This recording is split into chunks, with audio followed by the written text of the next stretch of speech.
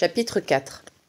La nuit venue, tandis que pauvre bûcheronne et son don des cieux dorment, pauvre bûcheron, harassé par son labeur d'intérêt général, rentre au logis.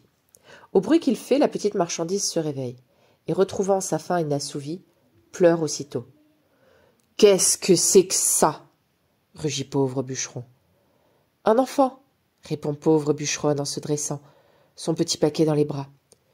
« Qu'est-ce que c'est que cet enfant-là ? La joie de ma vie !» poursuit pauvre bûcheronne sans ciller ni trembler. « La quoi ? Les dieux du train m'en ont fait don. Les dieux du train ?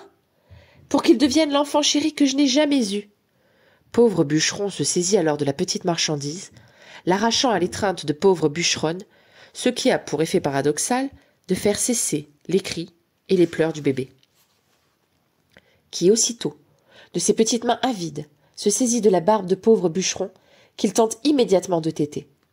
Ne sais-tu pas ce que c'est que cet enfant-là ? Ne sais-tu pas ? Et il lâche soudain l'enfant sur le lit dans un geste de dégoût, comme on rejette, au rebut, un morceau de viande avariée. Il pue ! Ne sais-tu pas à quelle espèce il appartient ? Je sais que c'est mon petit ange à moi, déclare pauvre bûcheronne, tout en reprenant l'enfant dans ses bras. Et ça deviendra le tien si tu le veux bien. Cela ne peut être ni mon, ni ton petit ange. C'est un rejeton de la race maudite.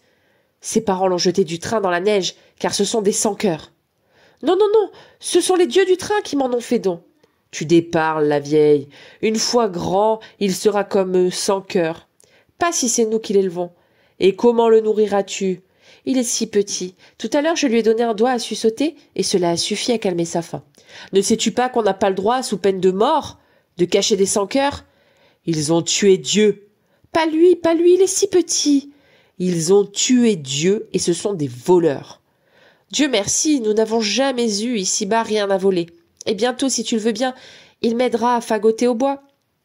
S'ils le trouvent chez nous, ils nous colleront au mur. Qui le saura ? Les autres bûcherons nous dénonceront aux chasseurs de sans-cœur. Non, non, je dirai que cet enfant est mien, que je suis devenue enfin grosse de tes œuvres. Et que tu as mis bas sur le tard un lardon de 15 livres ? Au début, il ne sortira pas. Il ne peut être nôtre, il est marqué. Comment ça, marqué ? Ignores-tu que les sans-cœurs sont marqués et que c'est ainsi qu'on les reconnaît ? Comment ça ? Leur nature n'est pas comme la nôtre. Je n'ai vu aucune marque. Pauvre bûcheron s'affaire à défaire le petit paquet, dont il fait paraître la nature toute nue. Vois, vois. Vois quoi ? La marque. Quelle marque ? Interroge pauvre bûcheronne, tout en jetant un œil à son tour. Je ne vois pas de marque. Vois, il n'est pas fait comme moi. Non, mais elle est faite comme moi. Vois comme elle est belle. Pauvre bûcheron détourne les yeux précipitamment. Puis, après s'être gratté l'occiput sous son bonnet, referme le petit paquet, qui repousse de ses petits poings fermés les mains qui l'assaillent. « Que fais-tu » s'inquiète pauvre bûcheronne, voyant pauvre bûcheron s'en saisir et gagner la porte. « Où vas-tu » ?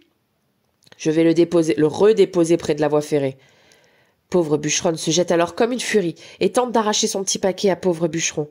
N'y parvenant pas, elle lui barre maintenant le passage tout en déclarant « Fais ça, bûcheron, et tu devras me jeter avec elle sous les roues du train de marchandises. Et les dieux, tous les dieux, ceux des cieux, de la nature, du soleil et du train, te poursuivront où que tu ailles. Quoi que tu fasses, tu seras maudit à jamais et pour toujours. » Pauvre bûcheron, immobile, hésite un instant.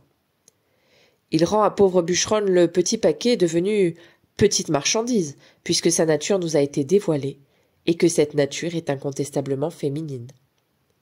La petite marchandise, donc, passant ainsi de bras en bras, au milieu des cris et de la fureur, se met elle aussi à couiner subitement, comme 1 millier de trompettes bouchées. Pauvre bûcheron, qui ne semble pas être un très grand mélomane, se bouche aussitôt les oreilles en hurlant. « Soit, soit, qu'il en soit ainsi, et que tout le malheur qui surviendra soit ton malheur !» Pauvre bûcheronne, alors serrant sa petite marchandise contre son cœur, dit « Elle fera mon bonheur. Et le tien. Merci, garde tout le bonheur pour toi, grand bien te fasse, mais sache que je ne veux plus l'entendre, ni la voir, jamais. Va la mettre dans la remise au bois coupé, fais la terre, et tiens-toi le pour dit. » Pauvre bûcheronne, tout en berçant sa petite marchandise, gagne la remise au bois coupé, vide de planches, et s'y installe avec l'enfant que les dieux lui ont donné à chérir.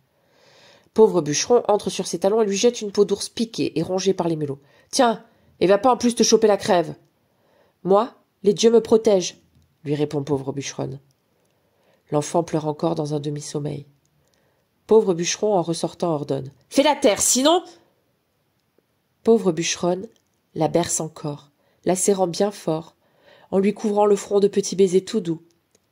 Elles s'endorment ainsi toutes deux. Le silence s'installe, à peine troublé par les ronflements tragiques provenant du nez du pauvre bûcheron, et les soupirs d'aise s'élevant à l'unisson de la petite marchandise, don de Dieu, et ceux de sa nouvelle et aimante maman, toutes deux blotties sous la peau d'ours, rongée par les mulots.